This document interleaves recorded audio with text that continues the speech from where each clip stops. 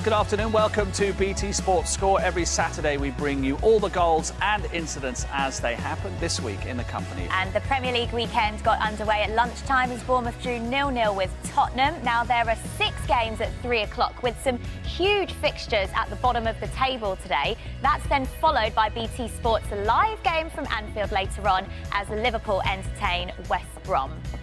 So Burnley against Everton sees 2 of the Football League's founder members meet at Turf Moor. Burnley have just 1 win in their last 6 Premier League games. They make 2 changes with Scott Arfield and Michael Kiteley coming in.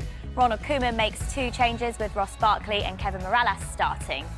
None of the last 66 meetings between these 2 has ever ended as a 0-0 draw, And Leicester have more points from 3 Champions League matches than 8 games in the Premier League. They make 5 changes from the last league game, including Jamie Vardy. Well, yeah, let's hope game week 9 is better than game week 8 for a lot of managers, because it all went a little bit crazy last week, didn't it, with all those penalty misses. And fantasy Premier League managers will now be looking to the Emirates for big points today, with much expected of Theo Walcott, as the guys just mentioned there. He was the most popular transfer target this week, but his cost has reflected his sudden run of form, as he's risen from 7.7 million to 8 million in the last 7 days alone, which is the maximum a player can increase by between game weeks. So if you want him in your squad, you better get him in quickly before that price continues to rise. What about Sergio Aguero? Well, he faces Southampton tomorrow, and he is the top captain pick for the second successive game week. Relatively surprising, given he only scored -1 point last weekend, which, if he was your captain, was -2. Bit like me, not good. Finally, Tottenham's Heung-min Son was the most popular signing ahead of game week 8. He was disappointedly benched at West Brom last weekend, and he's let his managers down yet again at Bournemouth today, returning just 3 points from the lunchtime kickoff, having been subbed off on the hour mark. I will be keeping you up to date with all of the Fantasy Premier League updates throughout today's 3 o'clock kickoff. I never thought I'd be given a bit of a history lesson, but we thought we'd have a look back, have a bit of fun at the weird and wonderful things that have taken place on this day, October the 22nd, in the years gone by. So we begin back in 1889, when Hans Max Gamper, who's a Swiss businessman, placed a notice in a local newspaper to drum up interest in forming a new football club. The resulting club actually went on to become FC Barcelona. True story.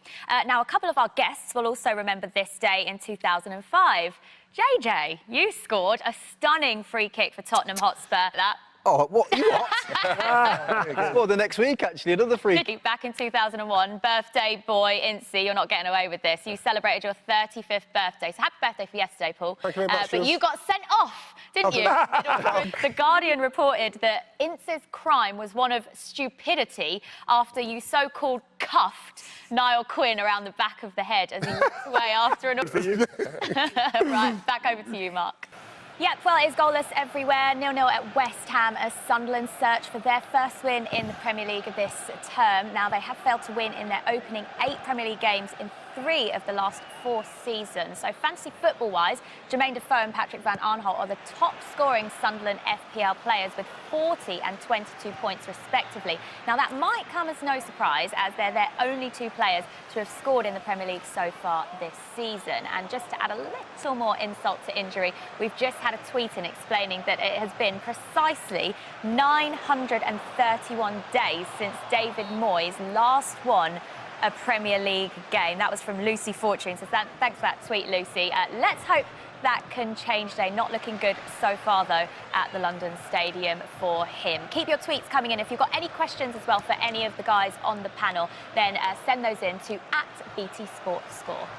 At Liberty Stadium, he's benched their most owned players, Jody Amat and Leroy Fair. He also upset one of his opponent's players in his pre-match interview.